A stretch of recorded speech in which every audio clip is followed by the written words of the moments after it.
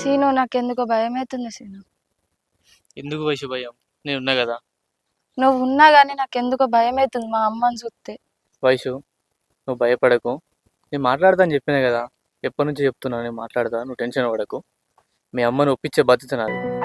నువ్వు అంటానో నిజమే గాని మా అమ్మ మన ఇద్దరి ప్రేమ అంత ఈజీగా ఒప్పుకుంటదంటావా? ఎందుకు వయసు? నువ్వు ఒకటి చెప్పు, నీకు నా మీద నమ్మకం లేదా? అదేంది సీను అట్లా అంటాను? నీ మీద నమ్మకం లేదే మా అమ్మ దగ్గరకు పోయి మాట్లాడదామా అని అంటున్నానా? మరి ఎందుకు భయపడుతున్నావు వయసు?